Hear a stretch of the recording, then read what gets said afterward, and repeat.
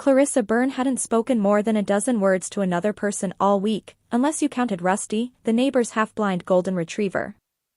The cedarwood cabin breathed with its usual quiet, broken only by the occasional snap from the fireplace and the soft scratch of Clarissa's slippers against the pinewood floor.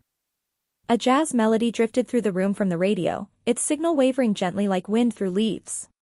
Moon River played, slower than she remembered it, or perhaps the world outside had just gotten faster. Clarissa stirred honey into her tea, watching the swirl of golden thread disappear into the dark. She took her mug to the window seat, sitting with the crocheted blanket still folded the way her grandmother had left it. The scent of lavender talc lingered faintly, a whisper of someone who used to hum while she cooked, who taught Clarissa how to press pie crusts without breaking the edges. Outside, snow dusted the porch like sifted flour. Across the narrow road, strings of Thanksgiving lights twinkled from the Jensen house, uneven but earnest. A plastic turkey leaned a little to one side on their front steps, caught in a drift. Clarissa's house, in contrast, wore no decorations. It had never felt like performance here, just presence. That was enough. She glanced at the kitchen clock. Nearly noon. Rusty sat near the door, tail thudding softly, ears alert. Clarissa reached for the knit scarf draped over the coat rack, looped it twice, then grabbed her worn leather gloves. The basket by the counter held the essentials, a still warm pie wrapped in flannel, a folded envelope, and a small brown paper bag of canned goods. "Ready?" she asked, not expecting an answer. Rusty gave a soft chuff and rose slowly, joints stiff but willing. Outside, the world was crisp and still. The crunch of her boots on snow echoed lightly in the trees. Frost clung to bare branches like forgotten lace. They turned left past the weathered signpost that marked Pine Hollow Road and followed the narrow trail that looped past Mr. Harlan Jensen's property. Clarissa stopped at the base of his porch. A dim light flickered inside, behind old checkered curtains. She set the paper bag down near the steps, then pulled a folded slip of paper from her coat. A reminder for his medication refill, gently worded, tucked under a rubber band on the doorknob. Rusty lingered by the edge of the path, nose in the air. Clarissa smiled. "Come on, old man. One more stop." The diner sat at the edge of town like it had for 50 years, its paint faded but faithful. Harriet's was written in chipped script above the door, and the scent of bacon and old vinyl seeped into the porch.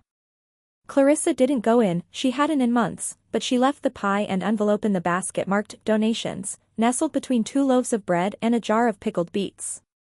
She stepped back just as someone opened the door behind her. A woman in a red flannel coat looked surprised, then smiled. "You're Clarissa, right? My uncle told me you helped his daughter with college forms last spring." Clarissa returned the smile, small and fleeting. Just pointed her toward the right website. "Well," the woman said, nodding, "he still talks about it." Back home, she peeled off her gloves and placed her phone on the counter. A soft vibration buzzed across the wood. Maya. "Maya, Thanksgiving plans?" "Clarissa, just me and Rusty." She set the phone down, then hesitated. The stillness in the cabin was familiar, but today it felt thinner, like the hush before something arrived. She went to pour the rest of her tea when her screen lit up again. "Delilah, flight's early. See you soon. Hope the couch is still comfy." Clarissa stared at the words, the curve of her lips flattening. It had been almost 2 years since they last spoke in person. No warning, no "can I come?" Just arrival. The mug in her hand tilted slightly before she steadied it and set it down with care. The kettle whistles. Clarissa doesn't move. Rusty nudges her ankle. "It's happening," she whispers. Delilah swept into the cabin like she was reviewing it for a travel blog, high boots dripping snow and caramel macchiato in hand.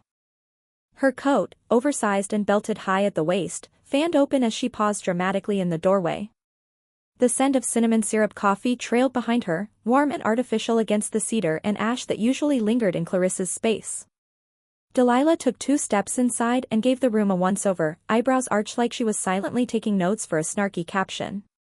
"You still have that rotary phone?" she said, pointing at the cream-colored relic mounted near the pantry.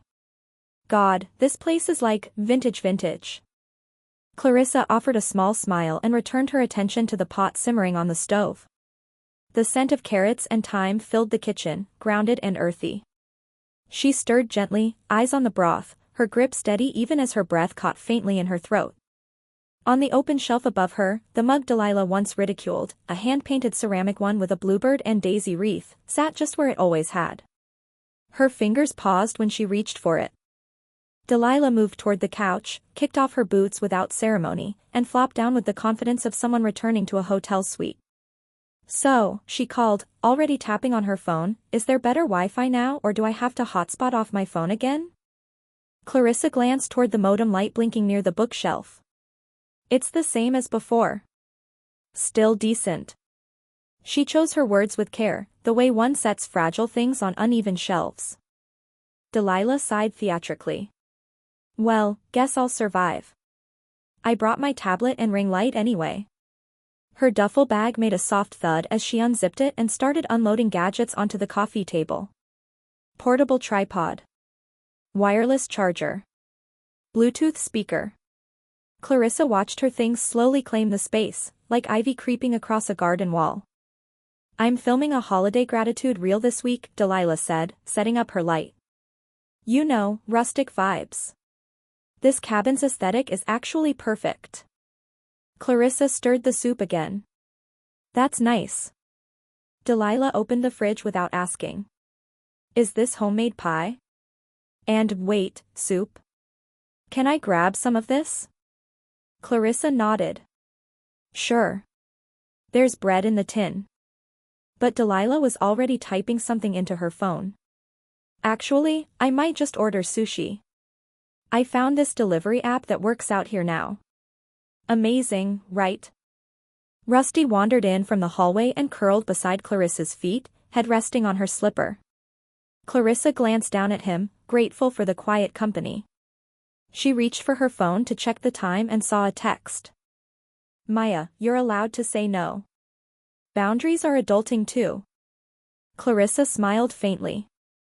She tapped back a quick working on it, then set the phone down beside the steaming soup pot. As the late morning gave way to afternoon, Delilah floated between video takes and phone calls, her voice rising and falling in peppy tones. "Yes, Mom, I'm here." She's still, you know, Clarissa. Quiet. The same place. Looks exactly like it did in 2005. A pause. A laugh. She doesn't go anywhere. Still living the off-grid dream. Clarissa quietly buttered 2 pieces of toast, placing one by Rusty's bowl. The air inside the cabin thickened, not with smoke or scent, but with the kind of tension that sinks in when 2 people occupy the same room and speak different emotional languages. Later, Delilah wandered into the kitchen just as Clarissa was typing edits for a client on her laptop. The screen displayed a spreadsheet filled with notes, comments, and scheduled posts. Delilah leaned over her shoulder, sipping her macchiato. "Wow. That looks intense." Clarissa didn't look up. "It's for a non-profit. They run literacy programs in 4 states." Delilah blinked. "Huh. Didn't know you still worked. Clarissa let the silence settle like snow. Delilah chuckled. "I mean, it must be nice not having to work a real job. Just vibe and bake pie." Clarissa set down her spoon and says quietly, "You have no idea what I do." The TikTok was live for only 2 hours, just long enough to rack up 4,000 views and 327 snarky comments. Clarissa found it by accident. She'd opened her phone to check the weather, a habit when skies looked this dim, and the video popped up in her suggested feed. Her full name wasn't tagged, but the cabin was unmistakable, and so was Delilah's voice. "When your sister's a cabin-dwelling hermit with no hustle," Delilah said sweetly to the camera, panning across the living room. The rotary phone. The firewood stack. Clarissa in the background, blurry, had bowed over her laptop. The caption, #thankful for Thessalon's. Clarissa exhaled slowly. Rusty thumped his tail against the rug, sensing the shift in her breathing. She closed the app, slipped the phone into her coat pocket, and reached for the tin of cinnamon biscuits she'd planned to donate. Snow had started falling again, soft and slow, like flowers sifted over the town. Clarissa tugged on her scarf, the old wool one with fading stripes, and called Rusty with a gentle pat on her thigh. He followed without hesitation. They walked through Crescent Pine with practiced rhythm. The church pantry was tucked beside the brick chapel with its steeple half buried in snow. Clarissa opened the pantry's green wooden door and placed the tin on the middle shelf, alongside a jar of peanut butter and a can of corn. No one was there. She didn't leave a note. Back on the sidewalk, a woman in a nurse's uniform passed by, paused, and smiled. "Clarissa, hey." Mom said thanks for the recipe. She's been sleeping better since she started using that chamomile rub. Clarissa nodded. "I'm glad it helped." They exchanged no more than that, and Clarissa continued down the street to Harriet's diner. Inside, the warm smell of bacon and black coffee wrapped around her like an old coat. She stepped to the counter.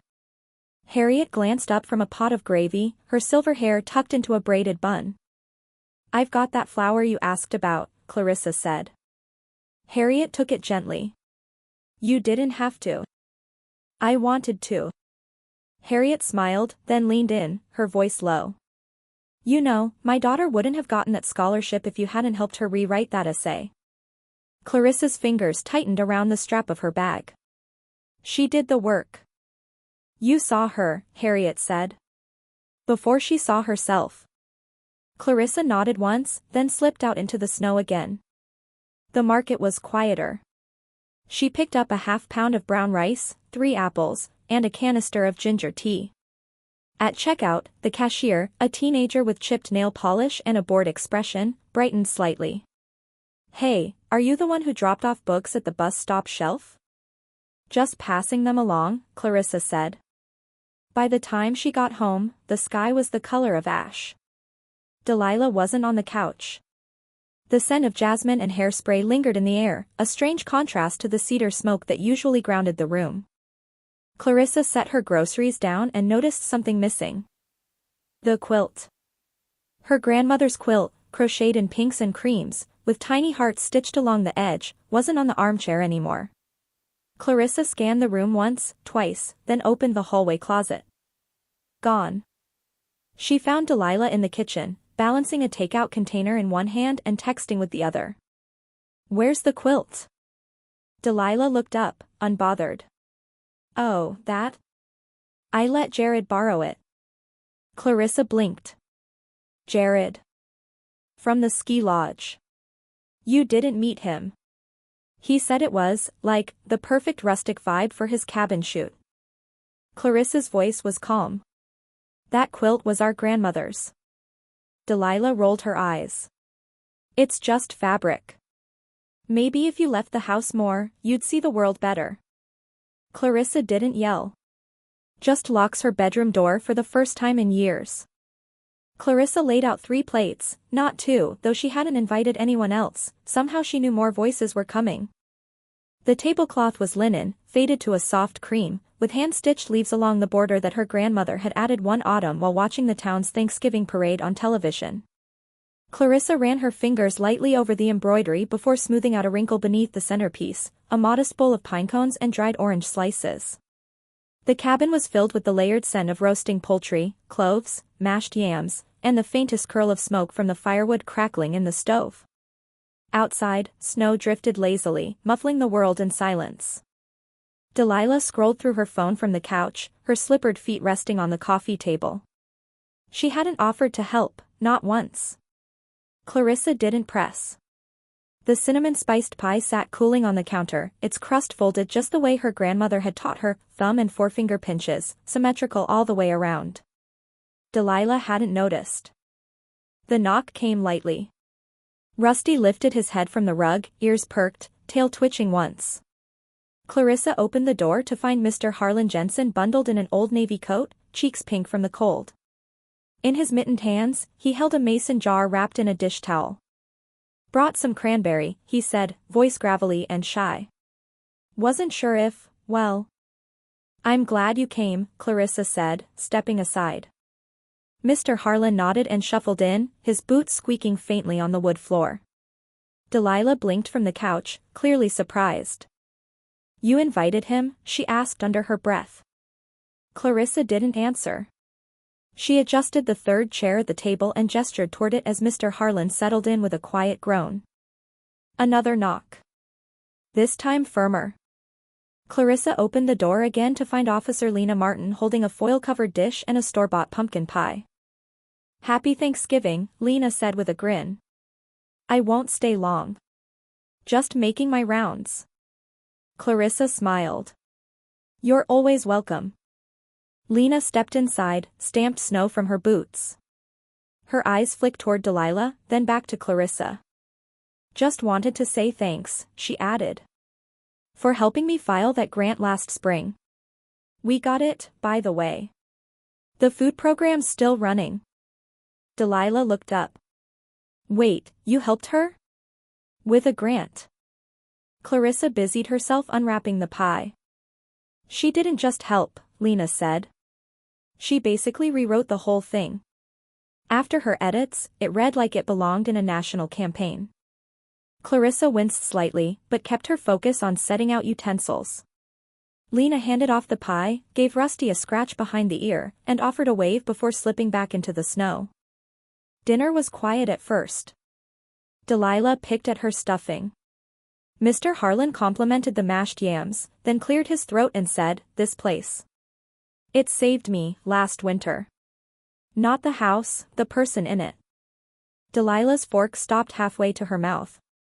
Mr. Harlan went on, eyes fixed on the pie in the center of the table. "I had a hard spell. Wasn't keeping up with meds. Hadn't talked to anyone in weeks. But every other day, there'd be something on my porch. Soup. A note. A bag of salt for the walkway. No signature. But I knew." He looked at Clarissa. "You didn't have to." Clarissa gave a gentle shake of her head, a silent thank you that needed no voice. Delilah shifted uncomfortably. Why is everyone acting like she's some saint? She lives like a hermit. The air thickened. The fire cracked. No one replied. Clarissa doesn't defend herself. She just places another pie slice in front of Mr. Harlan and says softly, "Not all kindness needs a spotlight." Delilah hadn't cried in years, but something about the way Rusty nudged her palm in the snow made her chest shake. She hadn't meant to go far. Just a walk, she told herself, fresh air, a break from the heaviness inside the cabin. But her boots had carried her deeper into the woods behind the house, past the frost-covered ferns and the narrow bend in the trail where pine branches drooped low, brushing her shoulders like ghostly fingertips. The snowfall was steady but soft, whispering through the trees as if the forest had its own breath. Her fingers, half buried in Rusty's golden fur, felt the rise and fall of his ribs as he pressed closer against her side. His warmth, quiet and unbothered, made the ache in her chest swell. She crouched near a tree, pulled off one glove, and ran her bare fingers gently over Rusty's ears. He gave a short huff and leaned into her touch. Her phone buzzed in her pocket, but she didn't check it. Instead, she opened the camera roll. Photo after photo scrolled past her eyes, selfies, brunch tables, hotel lobbies, polished smiles. Then, further back, she found the old ones, Clarissa pulling her on a sled down Maple Hill, a lopsided snowman with mismatched scarves, the two of them curled on a couch, wrapped in the quilt Delilah had given away. Clarissa was reading, her arm around Delilah, who was asleep with chocolate smudged on her cheek. The old bench appeared just ahead, dusted in white but still intact. She sank onto it with a sigh that released more than just breath. Rusty clambered up beside her with surprising grace, curling tightly into her side. She let him. Clarissa's voice didn't announce itself. She simply appeared, the way she often did, quiet as snowfall. A thermos passed gently into Delilah's hands. Its metal surface was warm against her palm. "Cider," Clarissa said, settling onto the bench beside her. No judgment in her tone. No trace of what had passed between them. They sat in silence, the woods wrapping around them like a blanket too big to hold alone. Delilah sipped slowly. Cinnamon and apple clung to the back of her throat. "Remember that time?" Delilah murmured, I got stuck on the trail? Couldn't feel my toes. Clarissa nodded. Grandma was so mad at me for not checking your boots. You carried me the whole way back, Delilah said. Didn't say a word. The snow crunched gently as Rusty shifted his weight. A cardinal flitted overhead, a brief red blur against the gray branches. Delilah turned to Clarissa, eyes wet. Why didn't you ever correct me? All those times I said awful things. Clarissa replied, because I didn't need to be right. I needed to stay kind. They sat that way for a while longer, cider growing cooler in their hands, the quiet between them deeper than anything either of them could say. Delilah whispers, do you think there's a way back? Clarissa answers, always. The crust cracked a little too much on this one, but Delilah still asked for seconds, and this time, she didn't post about it. Clarissa sliced the pie carefully, sliding the imperfect wedge onto a mismatched plate edged in faded blue daisies. Delilah reached for it without a word, fork already in hand, the screen of her phone dark beside her. Outside, the snow had quieted the world. It covered the porch rails, the cabin roof, even the birdbath out back that no bird had touched since September. Inside, the fire crackled low and steady, casting soft shadows across the quilt folded neatly over the armchair. An old swing tune murmured from the radio, scratchy but sweet. Rusty was curled in his usual spot near the stove, his breathing deep and even. Clarissa finished tying the last donation box, extra stuffing, cranberry preserves, and 3 slices of pie sealed in wax paper. She set it aside with the others. Tomorrow, she'd drop them off at the community pantry before sunrise. Behind her, Delilah awkwardly folded a dish towel, then reached for the yarn basket near the rocker. Her fingers fumbled with the needles, pulling at a loose loop that immediately unraveled. I think I made it worse, she muttered. Clarissa didn't look up. That one's just practice yarn. Good, Delilah said, untangling a mess of knots, because I think I created a wool octopus. They both laughed, soft, uneven, but real. Clarissa checked her phone and found a message from Maya. Maya, she's seeing the real you yet? Clarissa glanced over at Delilah, hunched in concentration as she tried again with the yarn. Clarissa, yes. I think so. Delilah had deleted the old TikTok the night before. No fanfare. No explanation. Today, she posted something new, just a photo of the pie, crust a little cracked, with a caption that read, "Some things aren't for the feed. Just the heart."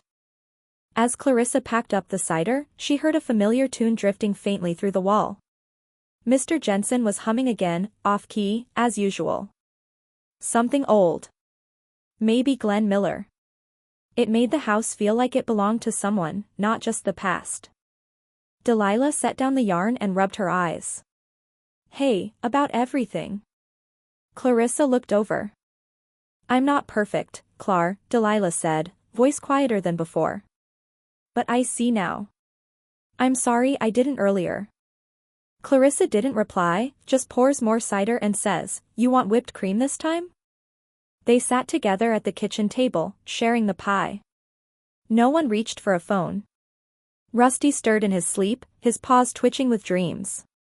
The pie plate slowly emptied, and the fire settled into a warm glow.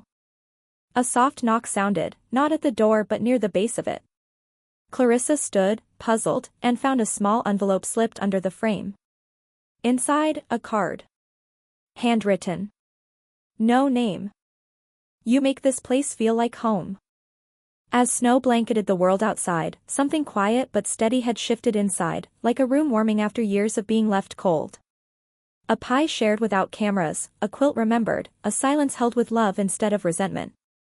Sometimes, the loudest truths are told not in declarations but in quiet dinners, unreturned jabs, and second slices. Kindness, after all, doesn't need recognition, it just needs to be real. If this story touched something in you, perhaps take a moment to notice the quiet hearts around you. Like a porch light left on through the night, a simple act of compassion might just guide someone home.